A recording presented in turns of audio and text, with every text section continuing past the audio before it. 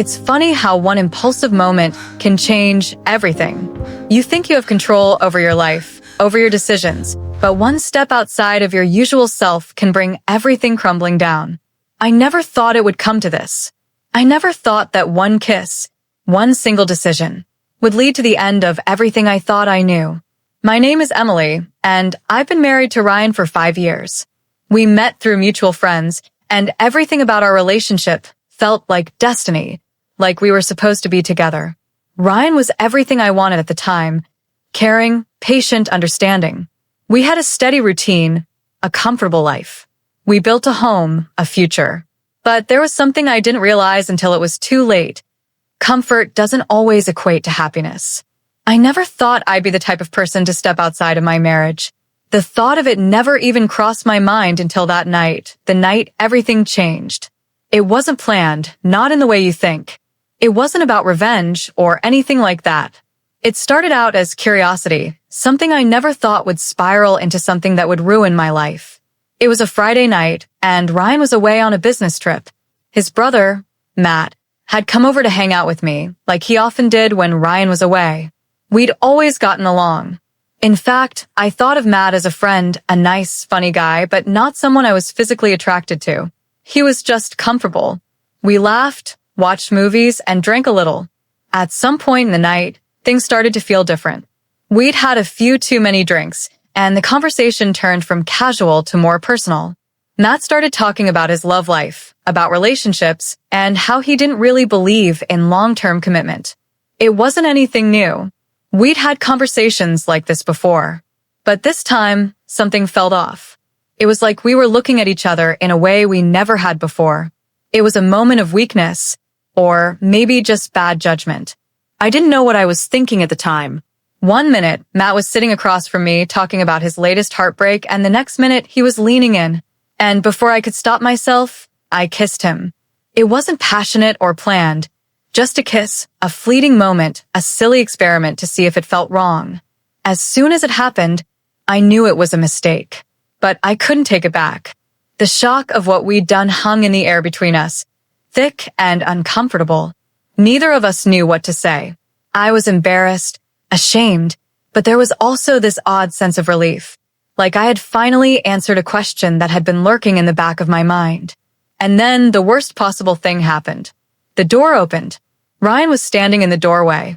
His face was frozen, his eyes wide with disbelief. He had come back early from his trip. Emily? Matt. What is this? I froze. I couldn't speak. I didn't know what to say. The room felt like it was closing in on me, suffocating me. Matt jumped to his feet, but Ryan didn't say a word. He just stood there, his expression unreadable. It felt like everything in my life was suddenly being questioned. Ryan turned and walked out of the room, slamming the door behind him. Matt and I just stood there, silent, both of us unsure what to do. I knew I had broken something, but I didn't know how to fix it.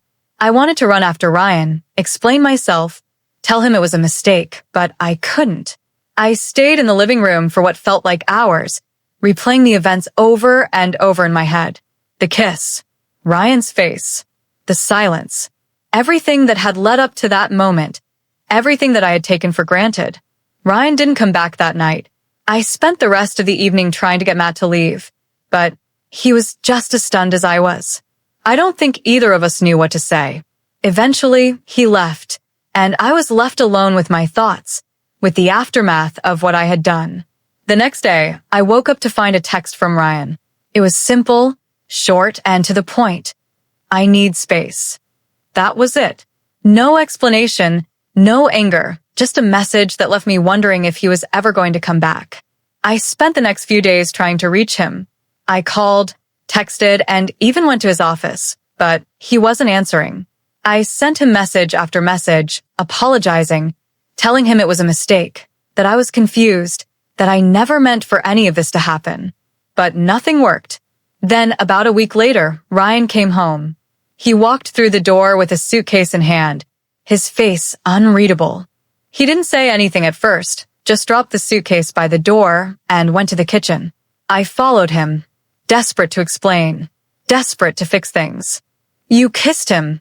he said finally, his voice flat. How could you do that? I felt a lump form in my throat, my chest tightening with guilt. Ryan, I'm so sorry. It was a mistake. I didn't mean for it to happen, but I was confused. I've been so unhappy lately. I didn't know what to do, and it just happened. But please believe me, it was nothing. Just a stupid mistake. I need you. I want you. He looked at me, his eyes cold, like a wall had gone up between us. You don't get it, do you? It wasn't just about the kiss. It's about trust. You lied to me, Emily. You betrayed me. I couldn't argue with that. I had lied to him, and now I was paying the price. I had pushed him away, and I didn't know how to make it right. Ryan stayed quiet for a long time. Finally, he spoke again. I can't do this anymore, Emily. I can't be with someone who doesn't respect me, who doesn't trust me. I'm done. With that, he walked out. And that was the last time I saw him. In the days that followed, I tried to fix things, to talk to him, but he refused. The silence between us was deafening. I tried to blame Matt, to blame the alcohol, to blame anything I could, but the truth was, it wasn't anyone's fault but my own. Now, as I sit here reflecting on what happened, I realize how much I've lost.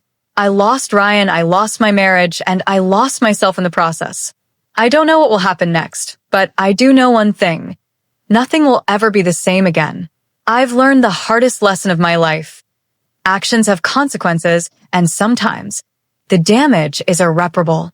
If I could go back and take it all back, I would. But I can't. All I can do now is live with the consequences and hope that someday I can make things right, even if that means doing it alone.